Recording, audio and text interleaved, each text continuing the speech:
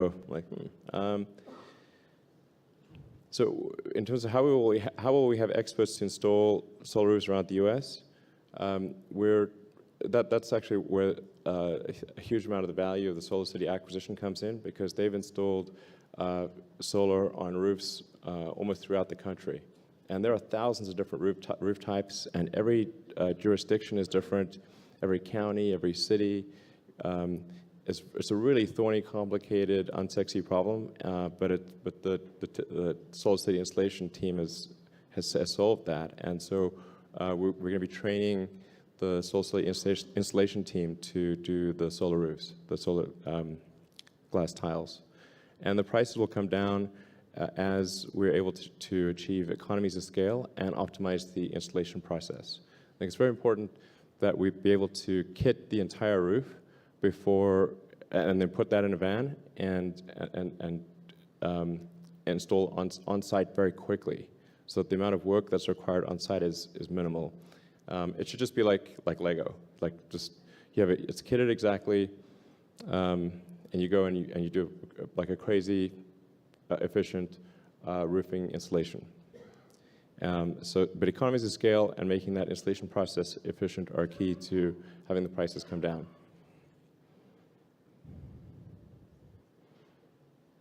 Okay. So most millennials living in apartments rather than homes, what can we do to make it easier to own and charge a Tesla without a garage? So we're establishing supercharging locations, a lot more in-city supercharging locations. And there'll be a little lower power, but in between a high-power supercharger, which is optimized for long-distance trips, but more power than would typically be found in a home garage. So wherever the car is being parked, if it's at the apartment or work or somewhere in between, we're going to make sure that there's a place to charge your car, even if you live in an apartment. One of the key things for apartments is to manage the power. So if you've got a lot of cars parked in a garage, and you have to design the system to handle a hypothetical case where all cars are drawing maximum power at the same time, then you need a crazy amount of power. So it's important to have a system that load levels the power, so that they don't have to build a new substation just to supply the apartment building. So that's one of the things that's process of being implemented. But no question, we need to solve this problem for apartments, not just homes. From Jimmy Hoffa. Is there an electric plane in Tesla's future? Well, we got a lot of fish to fry. There are no plans right now to have an electric plane.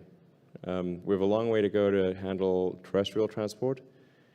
And it's not inconceivable that we do an electric plane, but I do think that we're not quite there in terms of the energy density of batteries for an electric plane. I think the kind of minimum that you'd want is about 400 watt-hours per kilogram, and even that would require some pretty substantial innovation in the airframe and the way that you build an airplane in order to have decent range at 400 watt-hours per kilogram. At 500, it starts to become quite compelling, but I don't know. I think we're maybe 4 or 5 years away from having 500 watt-hours per kilogram, something like that. Maybe half a decade, yeah, in volume production. Of course. Now, I'm not saying we're going to add a nuclear fusion reactor. I'm just saying it fits.